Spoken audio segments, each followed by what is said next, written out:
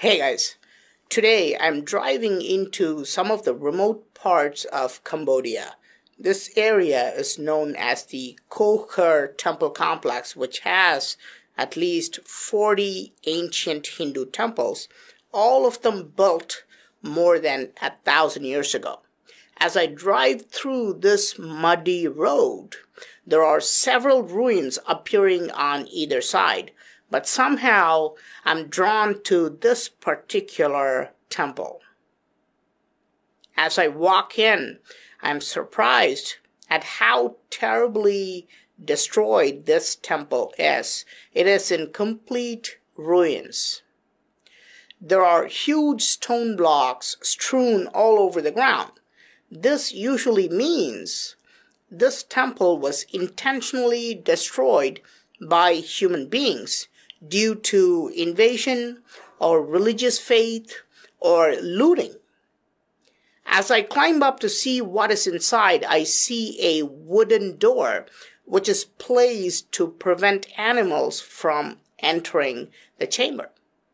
Looking through the gate, I'm mesmerized by this gigantic lingam. It is huge, both in terms of height and width. I open the gate and go inside. I'm immediately tempted to touch the lingam with my hands. It has a weird feel to it. When I tap on it, the lingam feels hollow, as though I am tapping on a wooden board. But all temples in this area are made of sandstone, including this one. Look at the top portion of the lingam, how perfectly it is shaped like a dome. How did they achieve this without advanced tools?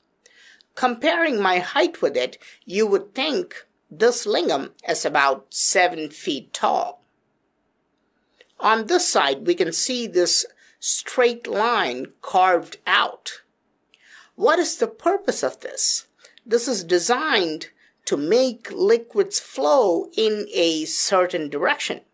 Once upon a time, milk, honey, and water would have been poured on top of this lingam as ritual, and the liquids would flow down through this area. And then, what would happen to the liquid? You see this trapezoidal hole cut in the wall? The lingam will be connected to this outlet, so all the liquids will go outside the temple, and it will be typically collected in a container outside. Look at how the lingam has cracked. We can see 2 very large cracks. Are they natural, or was this lingam deliberately destroyed by human beings? Look at this area on top of the lingam. Intentional chiseling done later in an attempt to destroy the lingam. But this is nothing when we observe the base. Half of the base in the front has been cut and removed. Why was such destruction done? Because the enemies knew Hindus would stop worshipping lingams and other idols once their original design was destroyed. Hindus believe that these lingams emit spiritual energy, and that energy becomes distorted once the original structure is altered. Let's go around and see what's on the other side. Now, from this side, we can see the actual base of the lingam. What we saw in the front was actually a raised ground level, but here we are able to see how the base is designed because this is at a lower level. Remember, I said the lingam looks about 7 feet tall from the front. The actual height is at least twice the size. This should be at least 14 feet tall. But if we dig inside the ground, you would see some other parts as well, because some parts of the lingam would have been traditionally buried in the ground. So the lingam would be much taller. The base has some very interesting carvings. We can see these fascinating spiral patterns on the base. Some of them are covered with dirt, but you can see the spiral patterns, circles, and other beautiful designs. Let's go outside and see what else we can find.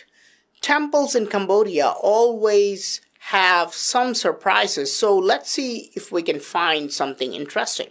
The walls are made out of large rectangular stone blocks, and all these blocks are made of sandstone. Here I see a depression in the wall, a rectangular depression which shows something was in place inside this rectangle. See how the stone blocks clearly show the depression? What do you think this is? If my guess is right, the other sides must also have this rectangular depression. Let's go to the back side and see what's up there. Yes, we see the same rectangular depression.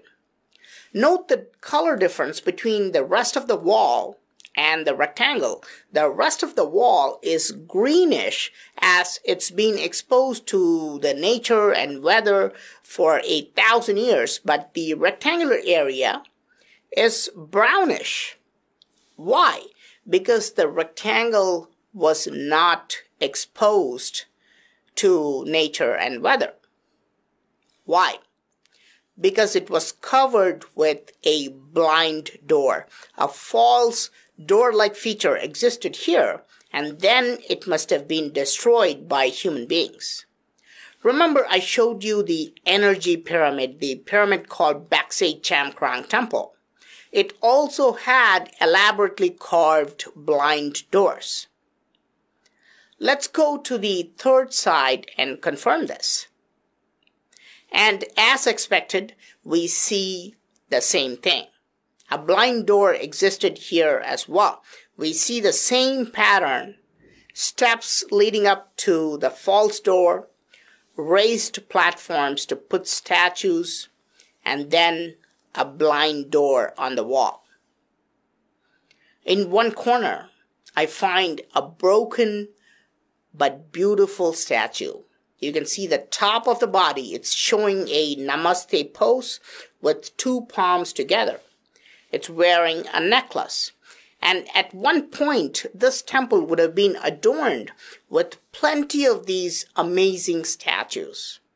Just imagine how this temple would have looked many centuries ago. Now, let's get back into the car and find more temples. This area, known as Shekar complex, became the capital of Khmer Empire in 928 AD. But archaeologists agree that many of these temples were built much before that, and this entire area was populated by followers of Shiva. Look at how many temples you see while I drive along. This will make you wonder if Cambodia has more temples than India itself, which is the land of Hinduism. There are more ruins on both sides, and here is a very small temple. And somehow, I think there would be a nice lingam in the middle. The plaque says Prasad Crow's Linga, and we can see a ruined brick structure, and inside there should be a lingam. Sorry guys, there's nothing here. Somebody took the lingam. It's just empty. So you can see the rock, the brick structures and everything, but somebody took the lingam. Somebody either took the lingam, moved it, destroyed it. Oh wait, there's something here. I think we may be lucky. Let's go. There, you see that?